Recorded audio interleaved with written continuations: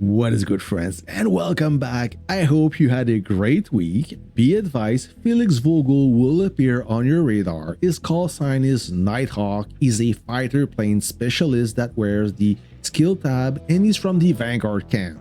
What's so special about this officer is like Lady Shadow.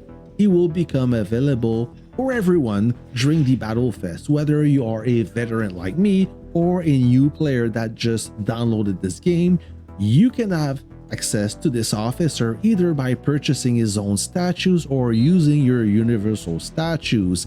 He is the hero to have if you want to elevate your Air Force game. Maybe you are an air main commander, meaning that you have a strong jet with solid technology, or even better, you have 2 or 3 jets.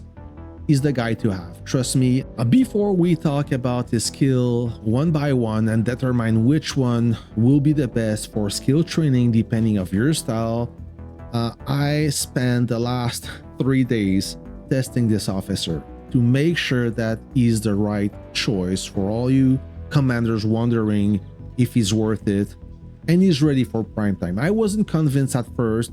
Maybe there was a bug in the test server. As you can tell, this is not my account, but I really want to make sure that before you guys decide to use your statues, it takes time to gather them. So for me, this is really important, and this channel is all about making the right decision to elevate your game. I can confirm you that he is ready for prime time. He's really strong, and I have so much test footage that it's impossible to include it in this officer review, but I will tell you right away that he defeated pretty much every single officer except 2, Nagarani and Fleeting Arrow. Everybody else, he was able to defeat them easily. Only Darkwing and Skyjockey, he struggled a little bit at the beginning, but he was able to gain the upper hand at the end of the battle. So like I said, he's ready for prime time. Some of you may have some information that he was not, but the latest test confirmed that he's good to go. So with that being said, let's look at his skills. Let's start with his tactical skill called Hounding Hawk. While this officer's fighter plane troop is in combat with an enemy troop, every 4 seconds it deals skill damage to the enemy up to 900 coefficient, has a 25% chance to reduce the enemy's cruising speed by 25% for 4 seconds. If this officer's troop HP is below 75%, the skill's damage coefficient is increased by 15%. All in all, similar to Blade Wing with the slowdown feature that will help you shoot down a fleeing bomber or fighter, but on top of it you will deal more damage, and if this officer's troop lose more than 75% HP, you will boost that 900 coefficient by 15%, and that's what I saw during my test. In some cases, let's say with Skyjockey, when they made contact, Skyjockey was able to deal more damage at the beginning, but as soon as Nighthawk lost more than 75%, he was able to recover and shoot down a Skyjockey troop, which is quite impressive. So in a combat, if you think you're gonna lose the battle, maybe stick around until 75% HP. You should be able to gain the upper hand. Let's have a look at his first passive skill, Covert Wings. Increases the damage intensity of this officer's troop by 12.5% and its damage resist by 12.5% as well. It's a good balance skill, universal, good for fighter or bomber, so that may be interesting if you're looking for a strong balance skill. Damage resist, damage intensity, I'm a big fan. I prefer that over HP and firepower, so this may be a good skill to train, but personally not my first choice. Let's have a look at the second passive skill. It's a special type called Tenacious Tempest, also universal, so you can train a bomber officer or a fighter officer.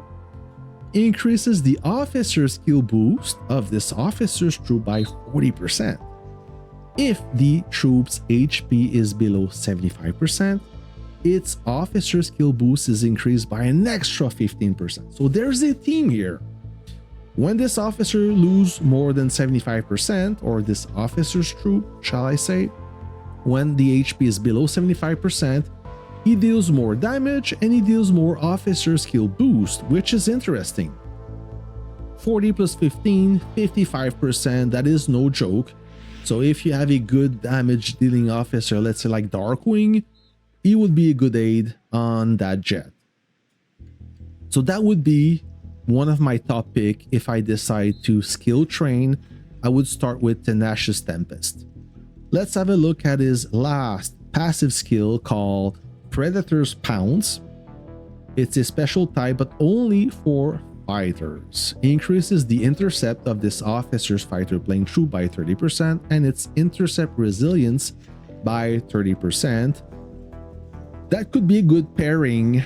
That could be a good skill training for a damage dealing officer, I believe. My second best skill to train after the Tenacious Tempest. So 30% intercept, 30% intercept resilience, not bad. Once you level all those skills to level 5, you will unlock the awakened skill called Hawk's Grasp. When this officer's fighter plane troop attacks an enemy, reduce the enemy's damage resist by 15% for 4 seconds. If the target troop is slowed, reduce its damage resist by an extra 20%. It's a nice debuff that will help you reduce the damage resist of a, let's say, a tanking jet, ideal, and it will take another damage resist of 20% if the troop is slowed down, which should happen because the probability of slowing down the troop is 25%, which is quite high. You shouldn't have any problem debuffing an extra 20%. So all in all, some solid skills on paper, and in the sky, he works as advertised. You can purchase him or use your universal statues with confidence. Is good to go. And I can't wait until he becomes available. There's a lot of officers lately being released, so you have to make a choice. If you decide to push your Air Force, this is a no-brainer. Felix is the man. He's GTG, good to go. Guys, that's it for today's. If you like this video, if you find this content useful, do me a favor, give me a thumbs up. It will help other commanders reach out for this content. Until then, I'll catch you in the next one. See ya!